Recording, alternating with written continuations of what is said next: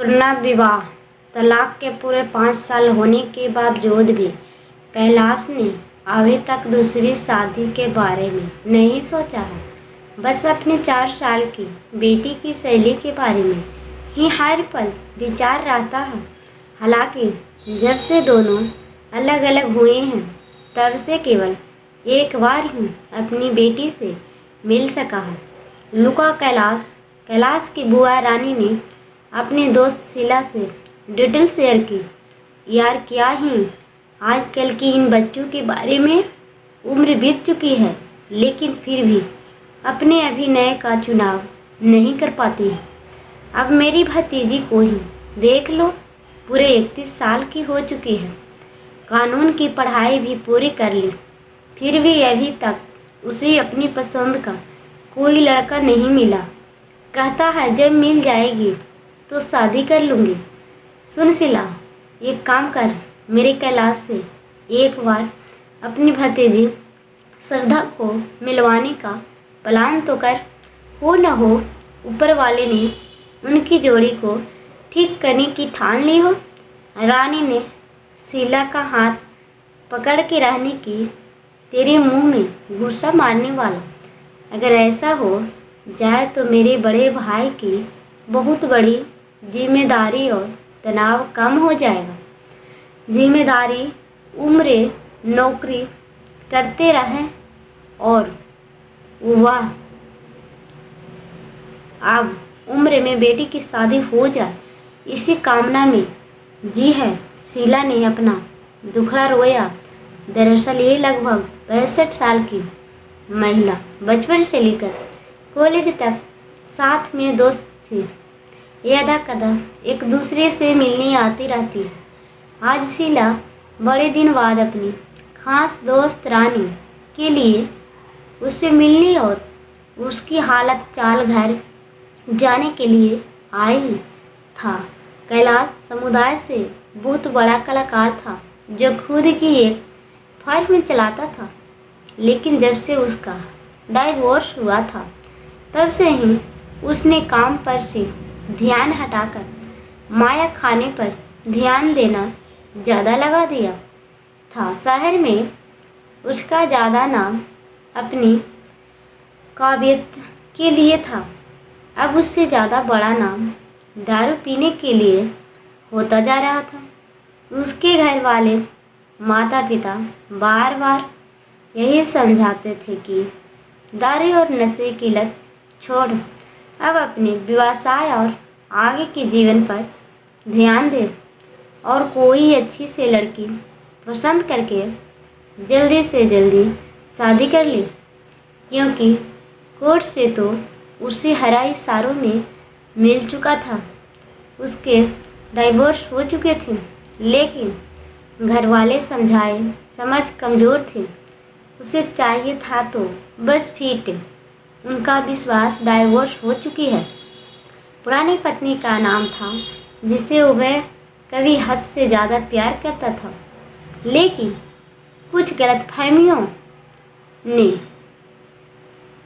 इतनी जगह बना ली कि दोनों के रिश्ते को तार कर दिया और नौबत यहाँ तक आ गई कि उन्हें कोर्ट के आंकड़े खुद को अलग करना पड़ा।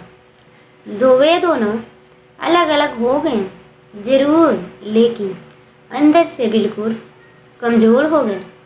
कैलाश तो खुद को संभालने के लिए शराब का सहारा ले लिया था, लेकिन विश्वास अपने आंसुओं का डाइवोर्स के बाद आस्था को उनके पापा भाई और भाभी के साथ रह रही थी। उनके भाई और भाभी का साथ और प्यार तो कम, लेकिन उनके ताने ज़्यादा मिलते थे। लेकिन वे सब कुछ सहकर भी अपनी दुलारी बेटी शैली को इस बात की भनक वे न खाने पीने की नहीं बल्कि खैरात में घर में रहता है। उसे अगर रोना होता तो वे अपनी बेटी के पीछे रोती थी। उसके सामने खुद को एक स्ट्रॉन्ग सिंगल पेरेंट्स की तरह पेश करती रहती थी। उसके पापा की देनदारी इतनी नहीं आती थी कि वे अपनी और बेटी की खूबसूरती को पूरा कर सके। इसलिए अब सुंदरता को देखकर उसकी शैली भी पढ़ी जाएगी। उसके लिए भी पैसे की ज़रूरत होगी। हालांकि कैलाश उसे हर महीने के 10 रुपये में 1000 रुपये देता था, लेकिन उसे भी गुजारना आसान नहीं था। उसने नौकरी करने का फैसला किया। एक दिन उसके पापा ने आस्था को बुलाने के लिए कहा, बेटा, जीवन बहुत बड़ा होता है और ये भगवान द्वारा दी गई एक अनमोल है। इसे कटना नहीं चाहिए। इसलिए हमारी मानो तो एक बार फिर से अपना घर बसाने के लिए इसके बारे में सोचिए, ताकि आपकी ज़िंदगी बन जाए। अपनी आंखों में आंसू लिए विश्वास ने कहा, पापा, हम एक बार ही जाते हैं, एक बार ही मरते हैं और एक बार ही प्यार करते हैं। ये सब मैं अपने हिस्से का कर चुका हूँ। अब मेरी कोई तमन्ना नहीं है। मैं बस चाहूँ मेरी बेटी शैली की ज़िंदगी बन जाए और कुछ नहीं। आस्था के पापा बस अपने आंसू पोंछते और आंखें मलते रह गए। उन्होंने एक आखिरी प्रयास किया और कहा, हमारे लिए न सही, अपनी लेट माँ के वास्ते ही सही, क्योंकि मैंने उसे वादा किया था कि मैं अपनी बेटी को कभी भी कोई परेशान नहीं होने देगी। ज़्यादा कहने पर विश्वास मान तो गई, लेकिन उसकी शर्त की उसे फार्स नहीं किया जाएगा। वे अपनी मर्जी से ही चलेंगे। आस्था के पापा ने अपने दोस्तों और कुछ ठोस साइट की मदद से कुछ रिश्ते रेडी किए और उनका साथ जुड़कर फिक्स हो गया। लेकिन आस्था को कोई भी पसंद नहीं आ रहा था। हालांकि उनके अलग अलग बजट अलग हो गए थे। एक दिन आस्था के पापा ने आस्था को एक और झूठ बताया और उसे मिलने के लिए राज़ी कर लिया। आस्था को जहाँ मिलने जाना था, ये आस्था के ही फेवरेट जगहों में एक था। वह ज़्यादातर अपने दोस्तों या फिर अकेले में पूरा समय के लिए खुले में जाने का पसंद करता था। बताई गई जगह यानी मरीन ड्राइव पर पहुंचकर चिरपरिचित अंदाज में आस्था आने का इंतज़ार कर रही थी। वो बार अपनी घड़ी में देख रही थी। फिर उसने अपने पीछे मुड़कर देखा कि जिस पत्थर से टिक कर वे खड़ रही थी, ठीक है, उसके पीछे बालों पर खड़ा इंसान उसका इंतज़ार कर रहा था। जैसे ही दोनों की नज़रें टकराई, आंसू निकल गए और विश्वास बिना कुछ वहाँ से जाने लगी। आस्था, आज आपसे मिलती है, क्या 10 की मुलाकात हो सकती है? हुई। आस्था के कानों में ये आवाज़ गूंजी।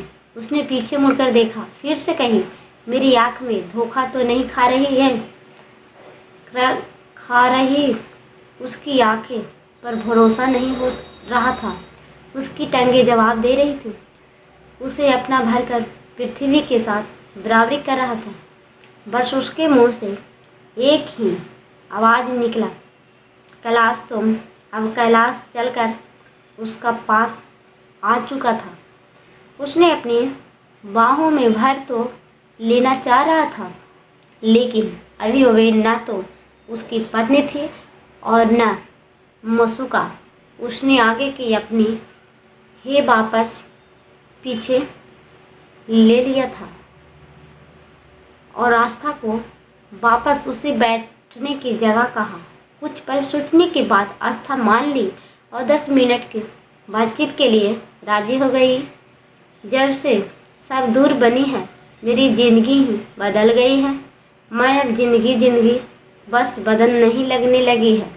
मुझे हर शाम को तुम्हारे हाथों की सिर मस्ती याद है। कैलाश और कुछ भी कहना चाहता है, लेकिन आस्था उसे रोक दिया। हमारे पास केवल 10 मिनट है। मैं चाहता हूँ कि मैं उसमें धोने से अच्छा कुछ और बात करूँ। कैलाश चुप हो गया। आस्था घर की बाकी हिस्सों के बारे में पूछने लगी। कैलाश ने स्टाइल से कहा, मिलने की इच्छा जताई। तो आस्था ने सीधे सीधे लहजों में कहा, कभी कभी निकल के उससे मिलने के लिए, देखने के लिए। आस्था की बात सुन के कैलाश को बड़ी खुशी हुई।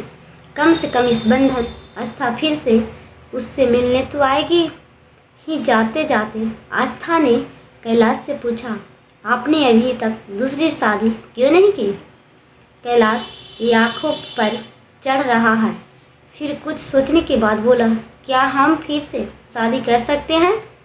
आस्था वहाँ से लगी और बोली, जाती है, मैंने कभी इसके बारे में नहीं सोचा। एक बार सोच के ज़रूर देखूं, शायद इरादा बदल जाए। कैलाश ने कहा। घर पहुँच के आस्था ने पापा से पूछा, पापा क्या आपको पता था कि वे लड़का कौन था जो मुझसे मिलने वाला था? अपना चश्मा उतारते हुए पापा ने जवाब दिया, हाँ मुझे पता था, वह कैलाश था।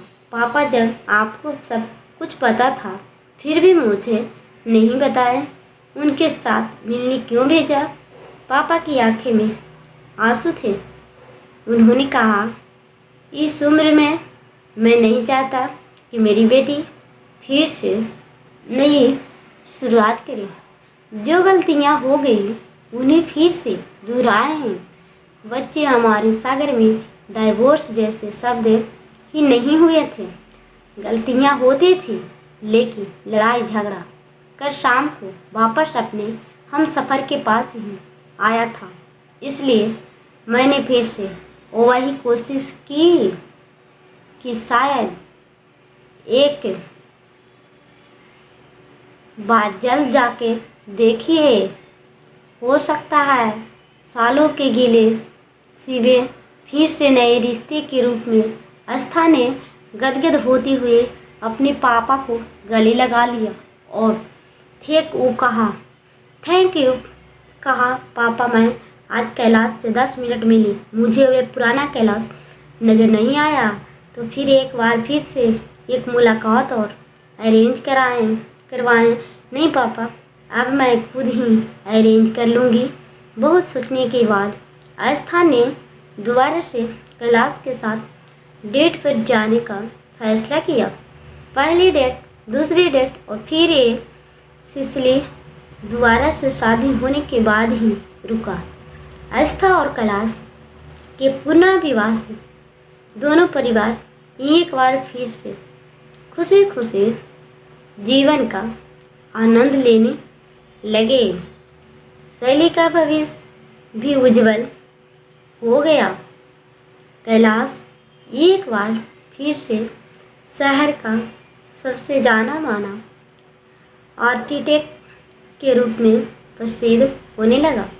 सब कुछ तो पहले से ही जैसा ही लगा था, बस फर्क था तो बस इस बार कैलाश एक जिम्मेदार और अलग अलग पति बन चुका था। उन्हें अब पत्नी आस्था और बेटी स्टाइल में अपनी जिंदगी नज़र आती थी। प्लीज़ दोस्तों हमारी वीडियो को लाइक, सब्सक्राइब और कमेंट ज़रूर कीजिएगा दोस्तों।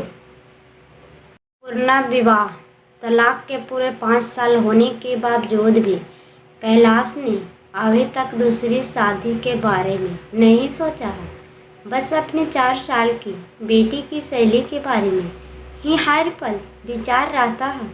हालांकि जब से दोनों अलग अलग हुए हैं तब से केवल एक बार ही अपनी बेटी से मिल सका है। लुका कैलाश की बुआ रानी ने अपनी दोस्त शीला से डिटेल शेयर की। यार क्या ही आजकल की इन बच्चों के बारे में, उम्र बीत चुकी है लेकिन फिर भी अपने अभिनय का चुनाव नहीं कर पाती है। अब मेरी भतीजी को ही देख लो, पूरे 31 साल की हो चुकी है, कानून की पढ़ाई भी पूरी कर ली, फिर भी अभी तक उसे अपनी पसंद का कोई लड़का नहीं मिला। कहता है जब मिल जाएगी तो शादी कर लूँगी। सुन शीला, एक काम कर, मेरे कैलाश से एक बार अपनी भतीजी